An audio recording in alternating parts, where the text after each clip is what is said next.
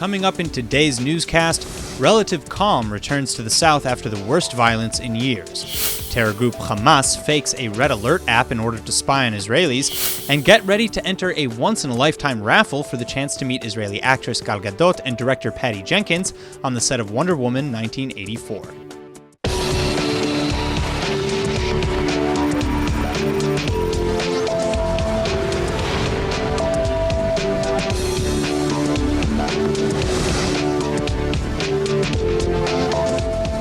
Immediately following the most intense rocket shelling from Gaza since 2014, a relative calm along the Israel-Gaza border does seem to have returned. And despite Israeli officials denying the claim, Hamas media reports that a ceasefire has been reached. But although Hamas says the violence has ended, 9,000 rioting Palestinians over the weekend say something different. Once again, Gazans were lighting massive tire fires, throwing stones, explosives, and Molotov cocktails at troops, destroying and penetrating the security barrier, and more. Nearly 300 Palestinians were wounded in the latest clashes with Israeli border forces, and 3 were reportedly killed. Elsewhere, surrounding the Strip, at least 5 fires were set in Israel when incendiary kites and balloons were sent over on Saturday. All were quickly brought under control, but one did cause a power outage at a kibbutz and its surrounding areas after landing on a group of power lines.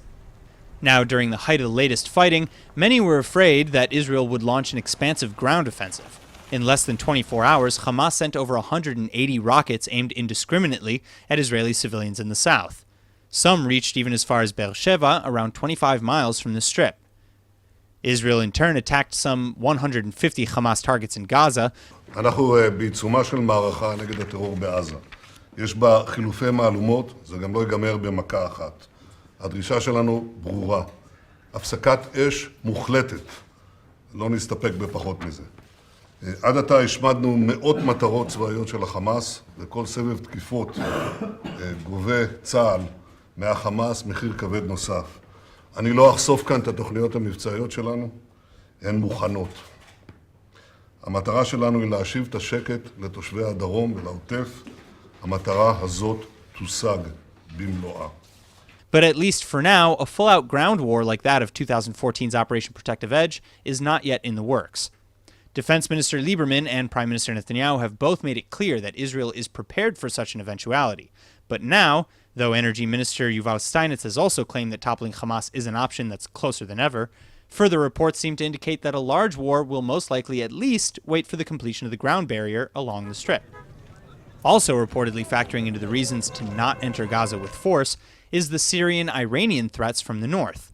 According to a report following an emergency security cabinet meeting last Thursday, Israel cannot afford to be spread too thin, and the north is a far more dangerous place. Tens of thousands of people rallied against the new nation-state law in central Tel Aviv last night, a law that has drawn criticism inside Israel and internationally. This was the second mass protest in as many weeks, and Israel's minority Arab population, as well as many Israeli Jews, showed up together in force at Rabin Square to call for equality. Israeli Arabs make up about 20% of Israel's population, though many identify as Palestinian, which would account for why there were so many people waving Palestinian flags. Now, while supporters of the bill continue to adamantly explain how the law only enshrines Israel's Jewish character, protesters at the rally, including members of the Druze community who led last week's mass demonstration, said the law is undemocratic and undermines civil equality. أنا موجودة بالأساس علشان نتظاهر ضد سن قانون أساس اللي هو قانون أساس القومية، قانون أساس دولة إسرائيل، دولة الشعب اليهودي. عشان نقول إنه هذا القانون هو قانون عنصري، هو قانون أبارتهايد. قانون اللي بيقول إنه في نوعين من المواطنين في هاي الدولة، مواطنين درجة أولى اللي عندهم حقوق واللي هن محميين تحت الدستور، ومواطنين درجة ثانية اللي ممكن تعطيهم حقوق كأفراد لكن هن كقومية كتعريف قومي هن ما لهم ولا أي حق. أنا اليوم بتواجد بالمظاهرة لأنه حسينا قانون القومية بما أنه هو كمال للطريقة اللي ماشي فيها هاي الحكومة. حسينا أنه هي ضربة رح تكون قوية ضد العرب بالدولة اللي رح تأثر عليهم بكثير مجالات كيف شايف، وممكن كمان تكون تسهيل ومقدمة لقوانين أخرى اللي هي ممكن تكون أقوى وأقوى ضد العرب بدولة إسرائيل وضد كل الأقليات طبعا مش بس العرب. The law, enacted to mark Israel's 70th anniversary, is largely decorative, stating the unique Jewish right to self-determination. But other sections make Hebrew the sole official language, downgrading Arabic to special status, and promote the right of Jewish settlement as a matter of national interest. Over 5 court challenges have already been filed against the new law, but Prime Minister Netanyahu has remained defiant in his support. Responding to the rally today on Twitter, Netanyahu posted a video of protesters waving the Palestinian flag, writing that, quote, "There is no better evidence of the nation-state law's necessity." אמש קיבלנו עדות חותכת להתרסה נגד קיומה של מדינת ישראל ולנחיצותו של חוק הלאום. אנחנו ראינו אתמול את דגלי אש"ף מונפים בליבה של תל אביב. בליבה של תל אביב. שמענו את הקריאות בדם ואש נפדה את פלסטין. רבים מהמפגינים רוצים לבטל את חוק השבות. הם רוצים לבטל את ההמנון. הם רוצים לקפל את הדגל שלנו. הם רוצים לבטל את ישראל כמדינת הלאום של העם היהודי ולהפוך אותה כחלק כפי שדובריהם אומרים, למדינה ישראלית פלסטינית. ואחרים אומרים מדינת כל אזרחיה. בדיוק לשם כך העברנו את חוק הלאום. אנחנו גאים במדינה שלנו, אנחנו גאים בדגל שלנו, אנחנו גאים בהמנון שלנו. ישראל היא מדינה יהודית ודמוקרטית. זכויות הפרט של אזרחיה מעוגנות היטב בחוקי יסוד ובחוקים אחרים. עכשיו ברור מתמיד שצריך גם את חוק הלאום. צריך אותו כדי להבטיח את עתידה של מדינת ישראל כמדינת הלאום של העם היהודי. אנחנו העברנו את החוק הזה, אנחנו נשמור על החוק הזה. Here now with more on the recent Arab protests against the nation-state law is Dr. Martin Sherman, the founder and executive director of the Israel Institute for Strategic Studies. Dr. Sherman, thank you so much for coming back in today. Thank you for inviting me again. All right, so first question, what's your initial reactions to this protest, and maybe some of the points that they made, going back to Netanyahu's point about, a land of all of its peoples versus the Jewish state? Well, I have quite a few disagreements with Netanyahu, but on this point, I think he was spot on. I think that what we saw at the demonstration last night is precisely the defining proof of how important the nationality bill is for anyone who wants to preserve Israel as the nation state of the Jewish people. There's so many falsehoods being propagated about the law. The law itself deals with national identity. There is another basic law that deals with equality of citizens. And together they ensure that Israel is the nation state of the Jewish people and that the citizens, including their non-Jewish citizens, have equal civil rights. Anyone who claims the contrary is just being deceitful. Or ignorant, I suppose. But probably willfully ignorant. All right, well, so, moving on, a point that Netanyahu said earlier about, how the opposition wants to make the state a state for all of its people. Why is that? Well, you could say this, I think this came across very clearly at the demonstration. Look, I would probably admit that the large majority of the Israeli Arabs are not actively disloyal. But in many ways, they are passively disloyal to the notion of Israel as the nation state of the Jewish people. And the proof of that is that they voted almost en bloc. Over 80% of them voted for the joint list, which is a self-professed anti-Zionist party. That's the whole raison d'etre of their existence. So if almost the whole Arab population votes against the idea of Israel as the nation state of the Jewish people, that's something that must be addressed. And I think it's important that this law has been passed because it protects constitutionally against, for instance, the abolition of the law of return. Because if you only have a basic law that deals with civil equality and you don't have one that defines the national identity, then they could come to the High Court and say, listen, we're civilians, we're citizens, we want equal rights, and we want to bring our families here as well. Something at the moment this is only secured for Jewish people. And the law of the return has been one of the major linchpins of Israel. The massive immigration from the Soviet Union would have been impossible without that law. And many leading figures in Israel are only here because of the law of return. So I think people sort of have lost sight of what Israel is and why it was established and how it developed. And I find the criticism, especially the fierce criticism coming from so-called Zionist Jewish sources within Israel, I find it very difficult to understand. As I say, they're either woefully misinformed or willfully misleading. All right. Well, thank you for your time, Dr. Sherman. You know, there's so much more that needs to be discussed about this law. A lot of people are still up in arms. You know, our discussions aren't going to solve that today. But again, hopefully just a little bit. Hopefully just a little bit. Thank you so much for coming in. Thank you. All right, now Israel's Navy fired warning shots this weekend at some 20 Palestinian fishing boats sailing towards Israel from Gaza City. According to Israel's military spokesperson, the boats intended to challenge Israel's naval blockade of the coastal enclave, heading towards the maritime border before the Navy gave verbal warnings, followed by firing into the air. Witnesses on board said some tried to set tires on fire and float them towards the border before being confronted by 4 Israeli naval vessels. هذه رسالة موجهة للعالم أن الشعب الفلسطيني في قطاع غزة سئم من 12 عاما من الحصار وأنه يقول كفى وعلى المجتمع الدولي أن يضغط على دولة الاحتلال من أجل وقف وإنهاء هذا الحصار بكل أنواعه. Yesterday's flotilla was part of the March of Return protests, which have seen tens of thousands of Gazans march violently along the border fence with Israel every Friday over the past few months. But unlike the March of Return, which seeks to gain a right of return for Palestinians to immigrate to Israel, organizers of the flotilla say that the effort was aimed at showing the importance of lifting the Israeli and Egyptian blockade around the Strip. This is also demand outlined in a potential ceasefire agreement between Israel and Hamas, currently being brokered by Egypt. No ceasefire has yet been publicly agreed upon, however, and both Israel and Egypt have maintained the blockade around Gaza to keep weapons and related materials away from the terror group Hamas, which controls the Strip. An Israeli cybersecurity company has just exposed the latest plot by Hamas to use a fake rocket alert app to spy on Israel. Complete with a fake Code Red website, the app impersonates the real deal, which delivers Code Red alerts to warn of incoming rocket attacks. But once downloaded, the app bombards the device with malware that can take almost complete control of smartphones, including accessing locations, camera, messages, and more. Clear Sky, the company that made the announcement, said Thursday evening that Hamas, the internationally recognized Islamist terror group, launched the software in order to take control of Israeli devices and spy on them. Israelis would be duped into downloading the app through fake Facebook profiles, Twitter bots, emails, and other methods. And what's worse is that once downloaded, it cannot be removed.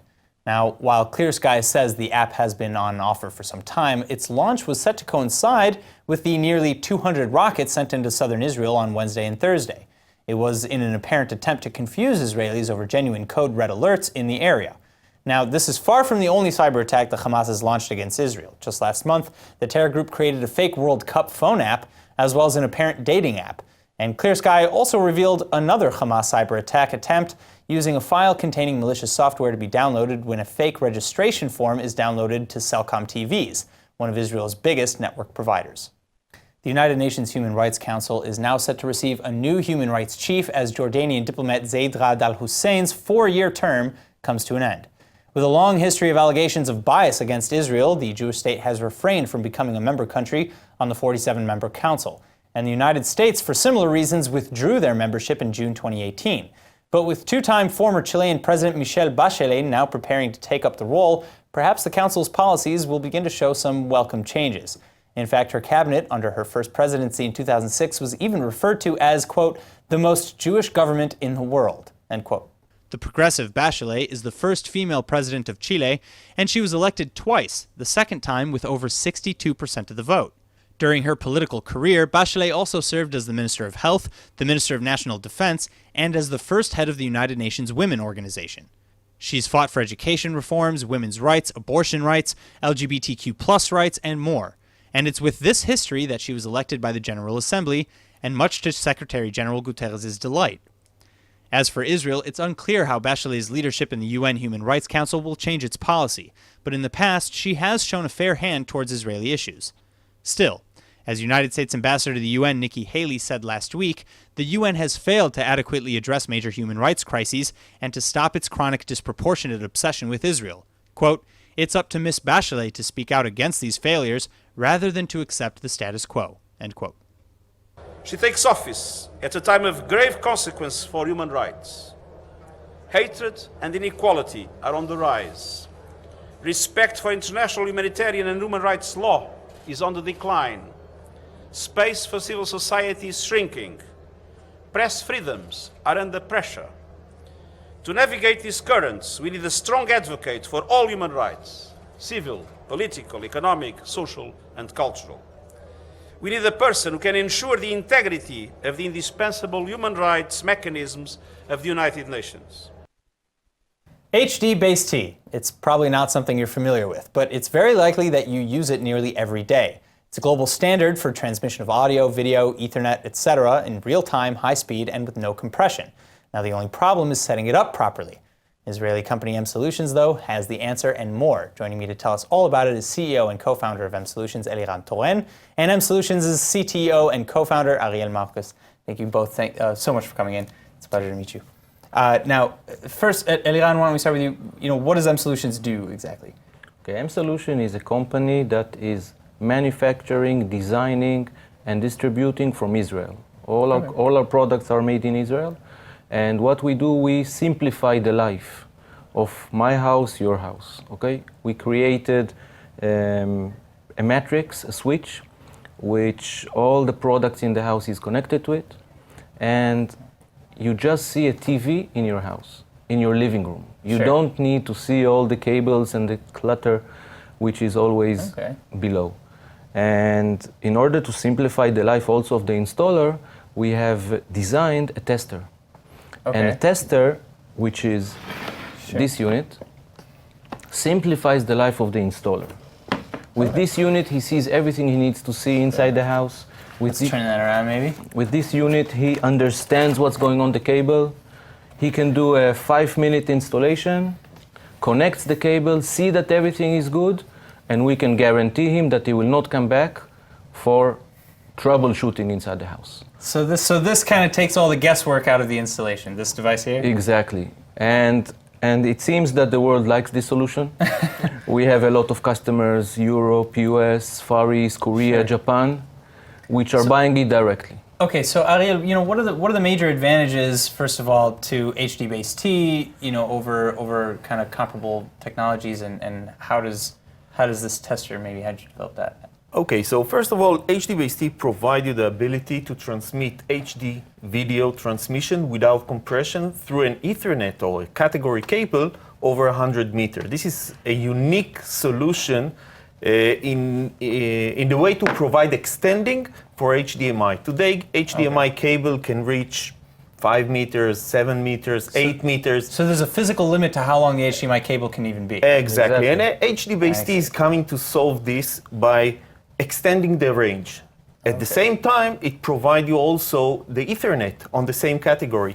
Means you have a new protocol combining video, audio, Ethernet, power over the Ethernet, power over HD-based tea. We can provide up to 100 watt into a display that is 100 meter connected from us. Means that on the remote side where the display is, you just need a category cable in order to power the display and provide the transmission and provide Ethernet, while at the same time we're keeping the same use that you are already used to, the same functionality that you are used to. For example, if you're using your IR remote control, you will continue to use the same IR remote control. So, okay, so it's kind of like an all-in-one. We combine all these technologies into a smaller space, get them out of the way, fewer cables, all that other stuff. And, so will this reduce kind of, cost of how many devices you need? Exactly. For example, one of the limitations today, if you're connecting an Apple TV, you're using it at the living room. The HDMI, you gotta hook it up. Now you would like to connect it on your bedroom. You would like to move it. Instead of disconnecting and connecting it at the second room, you just need to switch it from the switch or the matrix that we reminded. All right, so my final question, I'm sorry to interrupt, but where is this available? Where do you sell these things? Okay, so the tester is available and we're selling it via distribution all around the world and also via our website. We see people from New Zealand, Australia, South Africa suddenly buying the unit and our teams are shipping it. It's hand in hand with the standard. Yes, and they're happy with it and we're getting great feedbacks that we're helping them, we're reducing their time in installation. And the Switch, we are a very short step from launching it. Okay, there are a lot of tests that needs to be done, and we're at the edge of the technology release. All right, well, good luck to the both of you with this technology. It seems amazing. I'm sure it's going to revolutionize a lot real fast. We think so. All right, Eliran, Ariel, thank you both so much for coming in. Thank you. Thank you, bye-bye. A new week, a new Gal Gadot story, but this time people from all over the world are going to want to listen very carefully.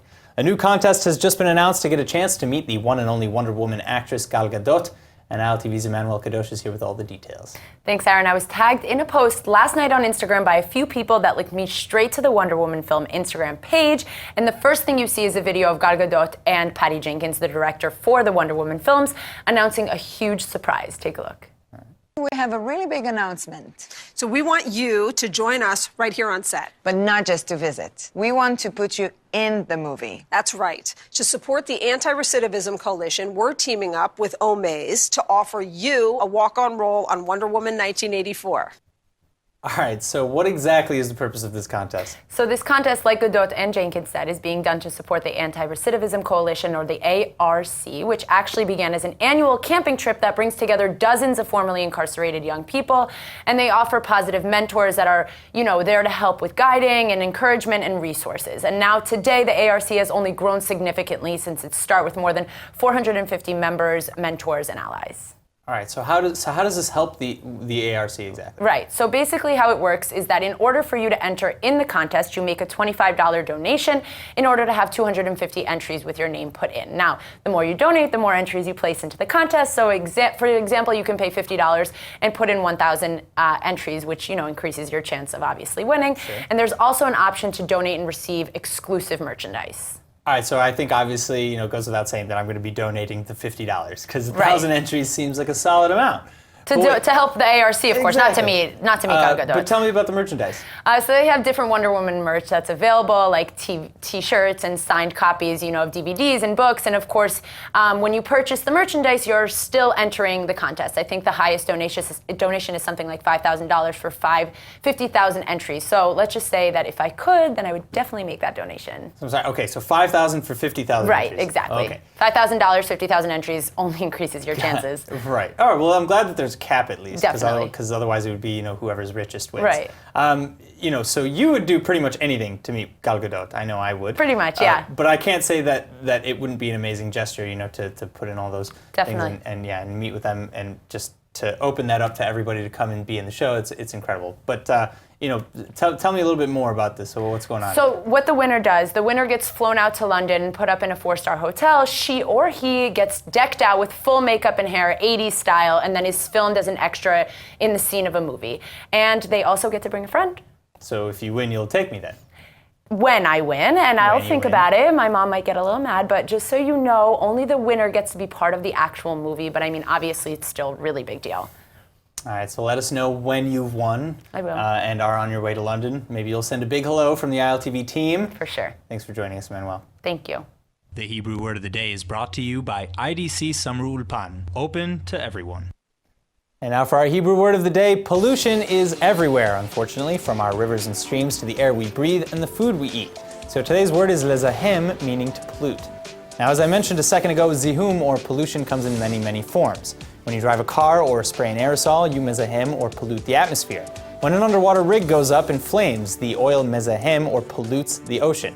And despite our best intentions, even producing a lot of green products can be a wasteful, polluting endeavor.